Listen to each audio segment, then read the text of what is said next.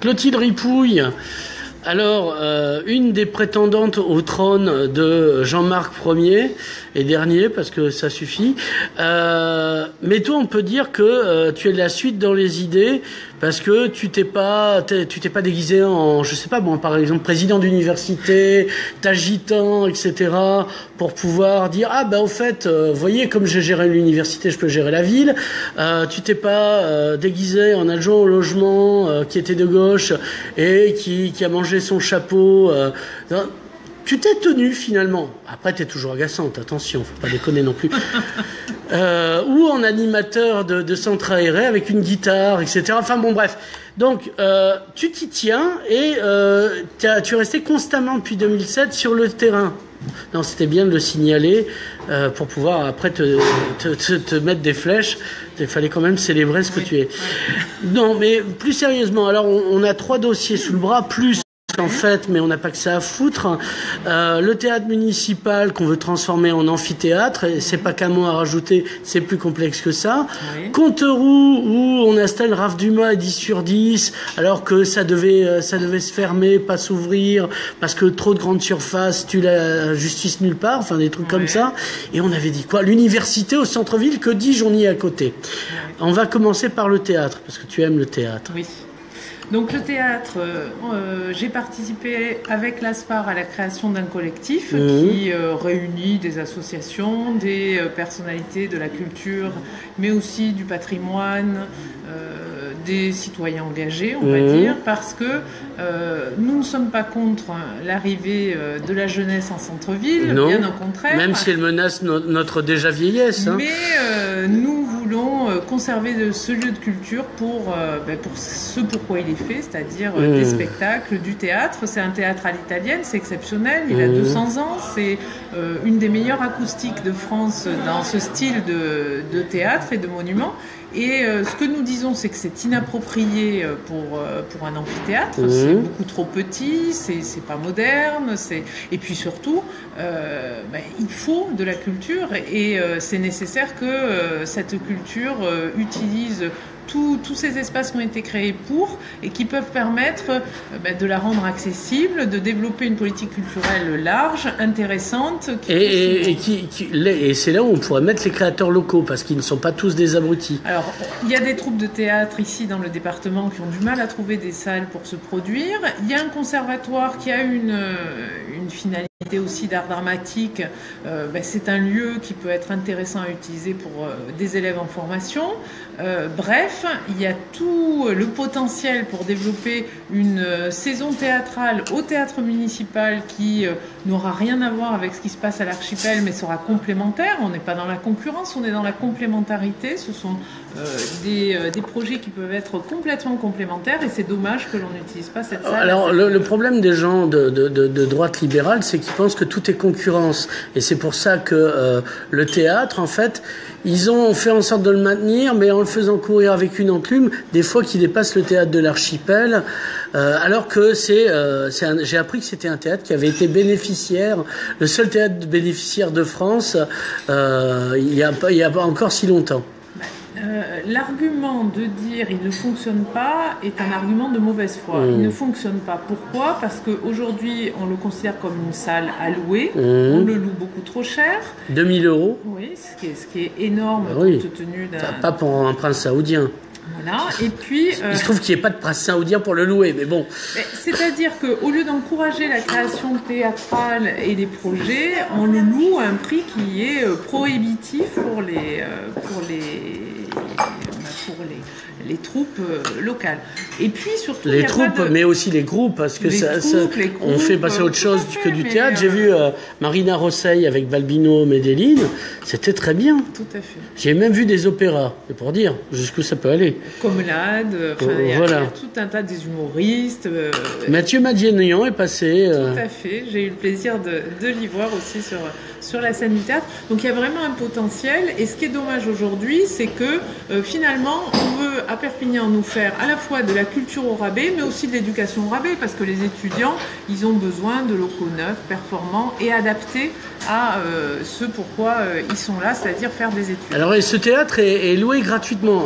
Tout ce qui concerne l'université au centre-ville, c'est gratuit pour l'université, mais c'est payant pour la ville, du coup. Ça montre bien que c'est un argument de mauvaise foi, puisqu'aujourd'hui, on serait pour le mettre à disposition de l'université. Ça cache quand même un certain nombre de problèmes, c'est que pour le mettre à disposition, il faudra d'une certaine manière lui changer, enfin pas d'une certaine manière, il va falloir lui changer sa destination. Donc une des questions pour des raisons d'ordre urbanistique et de sécurité déjà. Pour des raisons réglementaires, c'est-à-dire qu'un lieu culturel qui est dévolu à la culture, on ne peut pas en faire. C'est rigolo, c'est l'université de droit qui n'est pas censée être au courant de ce genre de truc, non, je dis ça. C'est vrai, je n'avais pas vu les choses sous cet angle-là, mais effectivement. Donc une des questions qu'on se pose, c'est... Et puis ils ont le master patrimoine à côté, alors c'est encore plus drôle. Est-ce que la ville de Perpignan a fait une démarche auprès du ministère de la Culture pour changer la destination de ce théâtre? Quand tu poses la question, tu ne le sais pas. Moi, je parie que non. Pour l'instant, on n'a pas de réponse. Ouais. Voilà, donc ça c'est le premier point. Deuxième point, la ville, l'université nous dit qu'il cherche un amphi pour 400 personnes.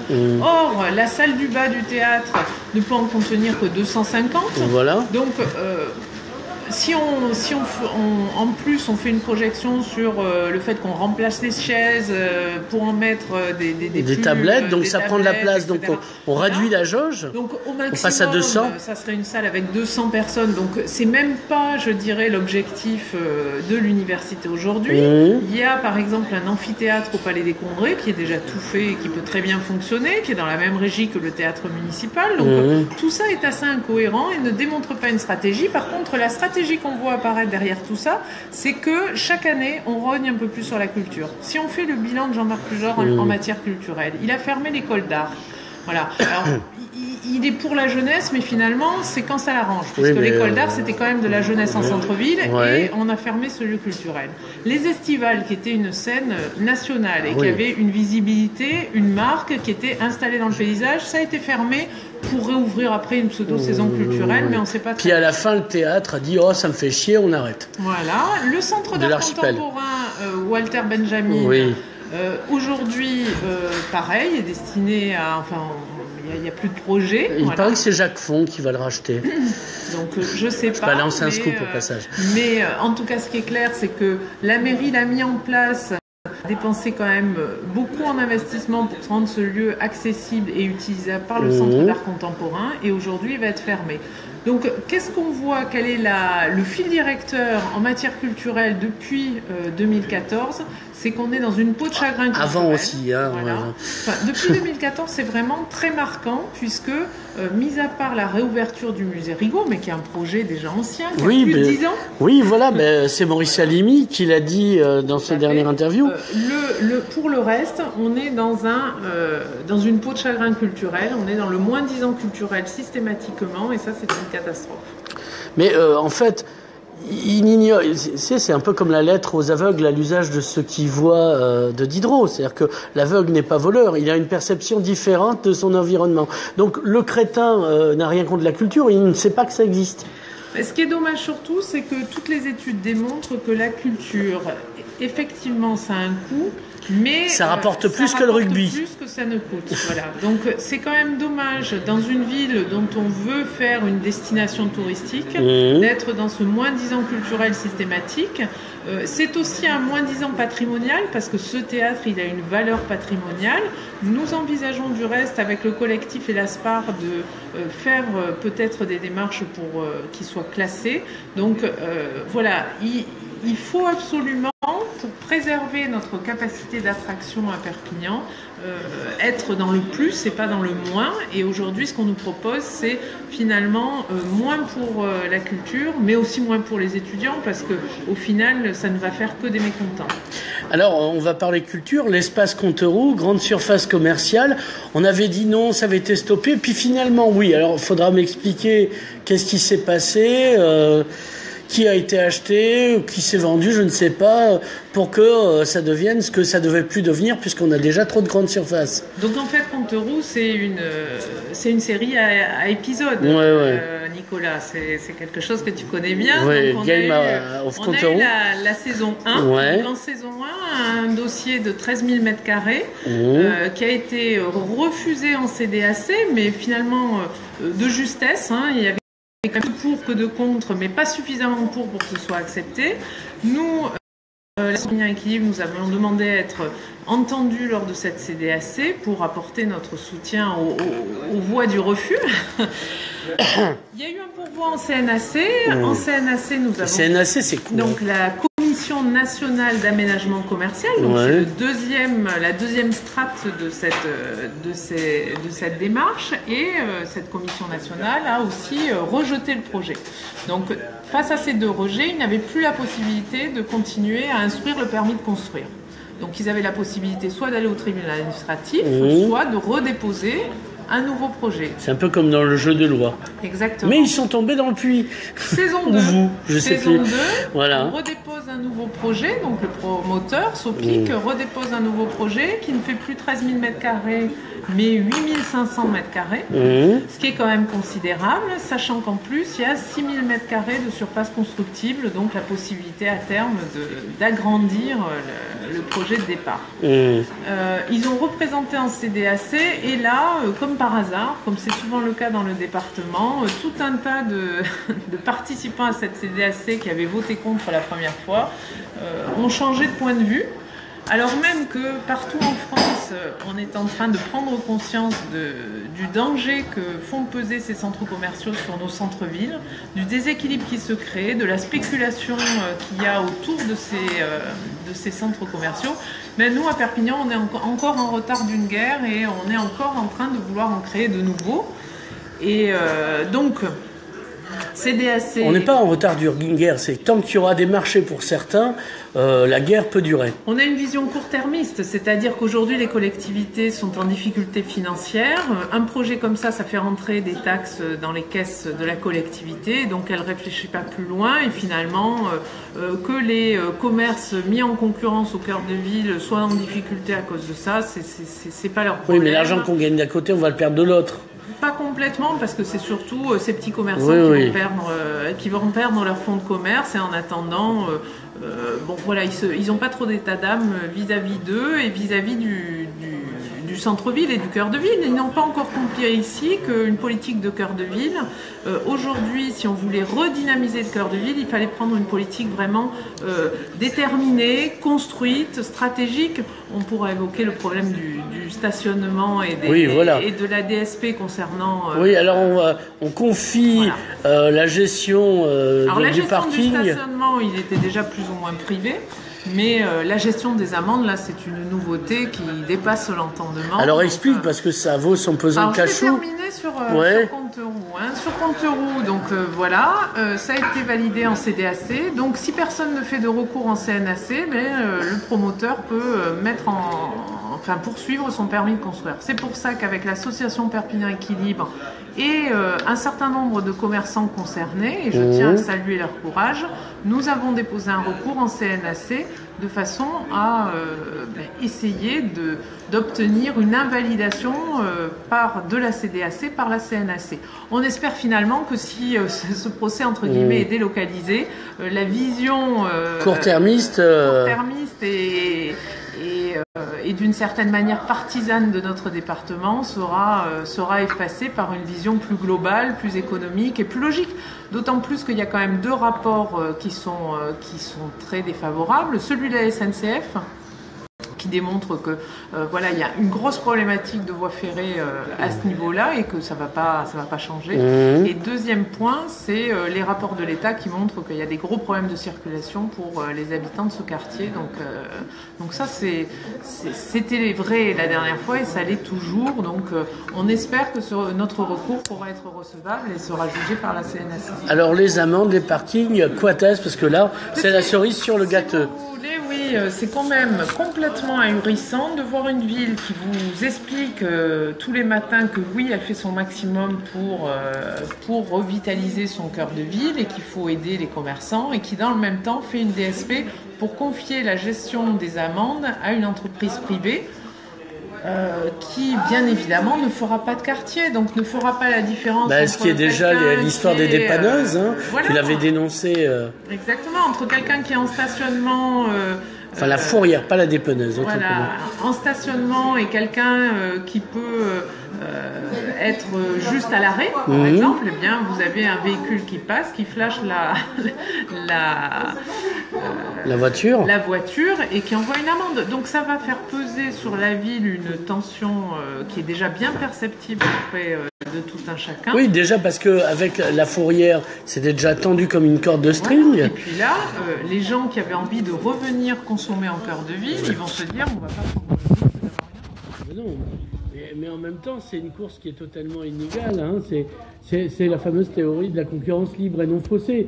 C'est-à-dire qu'il y a un enfant handicapé, asthmatique en chaise roulante, qui fait la compète avec un athlète de l'OP, on retire la chaise roulante à l'handicapé parce que c'est un véhicule et que l'autre n'en a pas. Voilà, mais nous sommes en train d'étudier les possibilités de recours sur ce dossier aussi, puisque la ville a une politique qui est complètement déraisonnable. On va essayer par la voie juridique peut-être de les faire reculer. Ce qui avait été envisagé aussi, c'est qu'il y ait 1 heure de stationnement gratuite, la première heure. Ça aurait permis de créer un peu... Oui, un appel d'air, ouais. Exactement. On va voir s'il n'y a pas moyen de remettre ça sur le tapis. Tout ça, ça cache pas quand même la grande difficulté que l'on a à imposer un point de vue dans une ville où on ne veut pas mettre en place quelque chose de cohérent. Et puis à chaque fois, on n'a pas de réponse des élus de la ville, ou alors des réponses genre ou même pas vrai, je t'entends pas, C'est même pas tant qu'on n'a pas de réponse, c'est qu'ils sont d'une mauvaise foi totale. C'est-à-dire qu'ils achètent des pages entières de communication dans différents médias qui affirment haut et fort que tout va bien, mais il n'y a que pour le croire. Oui, et puis parce que nous on y vit, si tu veux, c'est la différence. Parce qu'on aura un riad à Marrakech, évidemment, Perpignan aurait l'air propre, sécure et cultivé. Alors on va passer au dernier truc, c'est du maire, je me rattrape puisque je mets l'université au centre-ville. Mais c'est pas le fait que l'université soit au centre-ville qui est mauvais en soi, au contraire, c'est très bien, mais c'est les conditions d'arrivée. Et c'est dans le détail que se niche le diable. L'université en centre-ville, c'était une proposition que nous avions eue, nous, dès 2008. Donc, sur le principe, on ne s'oppose absolument pas à l'arrivée des étudiants et de l'université en centre-ville. La problématique ici, c'est les conditions de cette arrivée. Il y a plusieurs problèmes qui se posent. D'une part, on a un peu tendance à considérer que l'étudiant, c'est un porte-monnaie. Donc on a l'impression que l'étudiant en centre-ville va déverser... ça dépend si ses parents ont de l'argent ou pas. Voilà, déverser des sommes d'argent colossales sur notre cité. Je pense que c'est une méconnaissance quand même des étudiants qui fréquentent l'université de Perpignan, dont un grand nombre sont boursiers, par exemple. Donc ça veut dire qu'ils n'ont pas de moyens considérables. Oui, mais que la mairie ne le sache pas, mais que le président de l'université fasse semblant de l'ignorer. Peut-être ils communiquent mal entre eux ou ils ne se posent pas les bonnes questions. Voilà. Deuxième point, il y a un gros point noir dans cette arrivée, c'est les transports. À l'université, beaucoup d'étudiants viennent en voiture, il y a des parkings. Aujourd'hui, qu'est-ce qu'on nous dit? Il va y avoir des navettes gratuites, régulières.